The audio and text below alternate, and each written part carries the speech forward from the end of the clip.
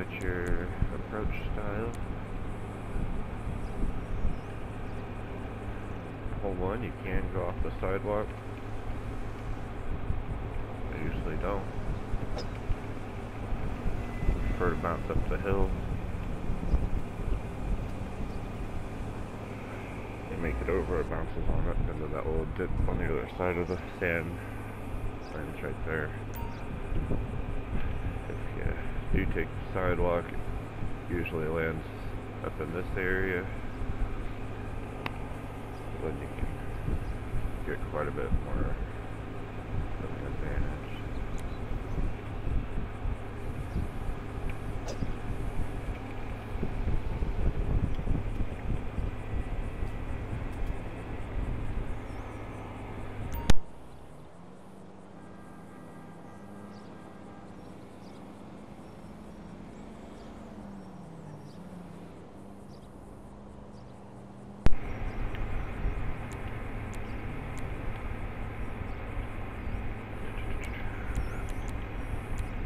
Approach is always going to be the most accurate.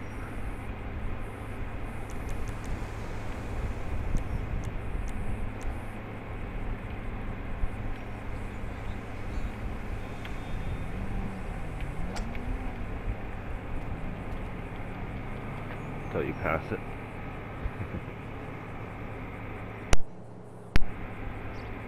So you can shoot from outside of the green.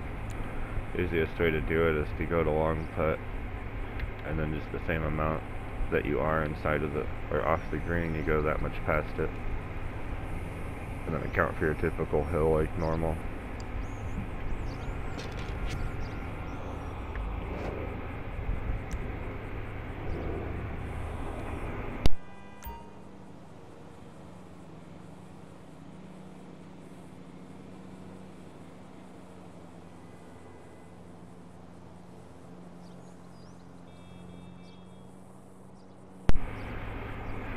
When you're slicing hole 2, your center for zero wind is going to be the right side of the square at the bottom of the tree that kind of cut out. The right side of it is at 0, so if there's no wind, you go there. If the wind's blowing to the right, it's going to go to the left a little bit. The outside of the trunk is about 6, so kind of count accordingly. I'm going to go kind of in the middle of the 2 because it's 3.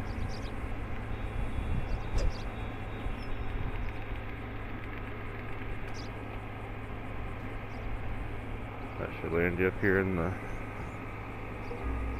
ocean.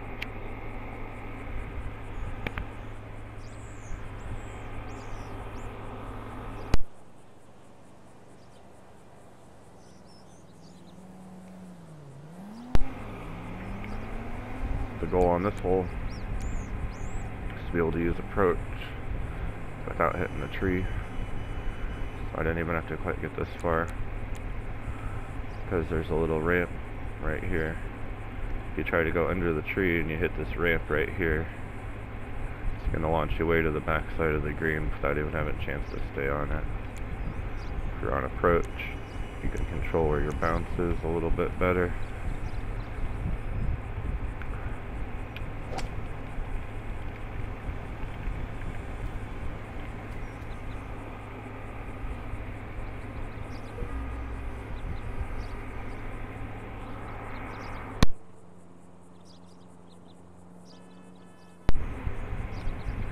To do the actual slice, in order to get it around and get that far ahead, you gotta go up at an angle with the toggle stick after you go down to start the swing, and you go back up at an angle, or just rotate your controller and then you can go straight back up.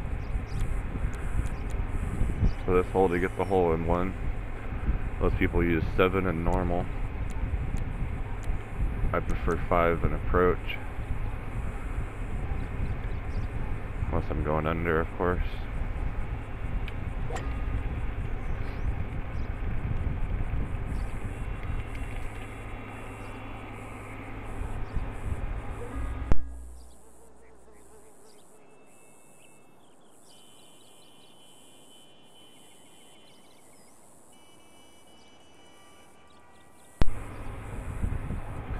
when you're putting this one from the other side, if you're not past the hole, there's a little ring around it about where the arrow is. It only covers this half of the hole, but it launches the ball to the right and slows it down, so you gotta have a little bit extra speed and be a little bit more to the left. That's from the opposite side.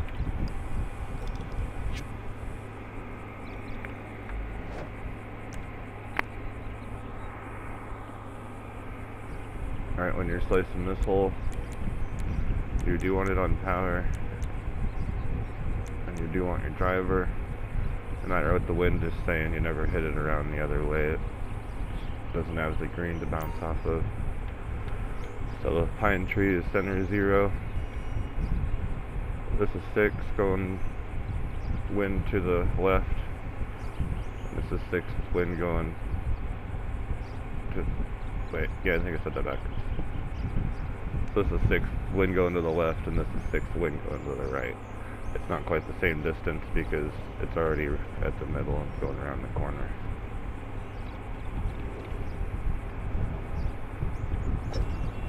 But that's what happens when you give it too much.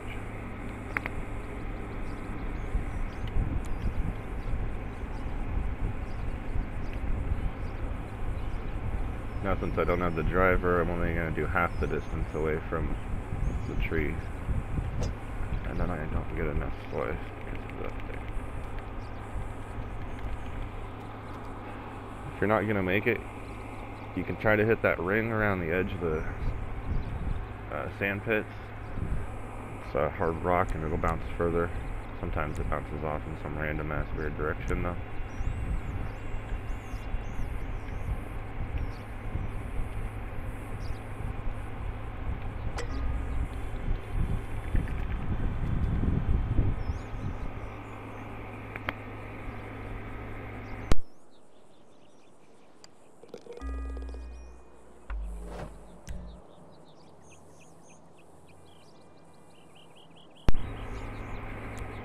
Alright, so this whole IST, it does not go as far as it shows.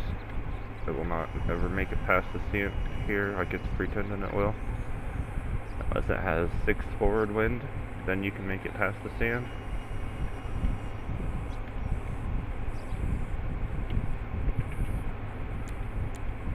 With the wind being as useless as it is, I usually just switch to approach. A lot of nice thing. Ah, damn, I hit the tree. Oh well, still up here far enough. That's why I go with the approach.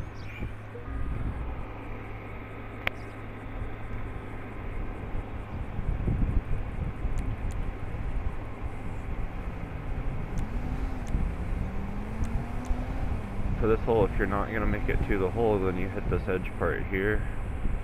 And this will bounce you a lot further. You can use this whole edge around the fringe, I think it's called, to get an extra hop in.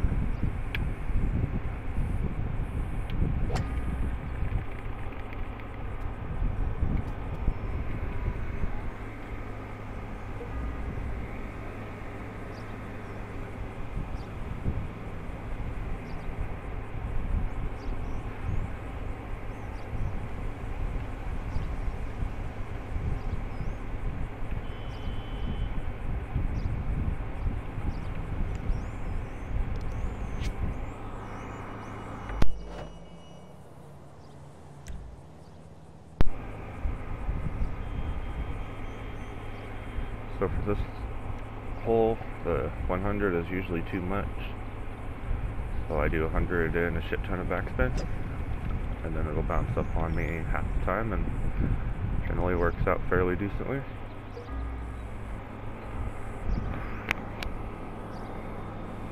This one is a very flat green, so you don't have to try very hard.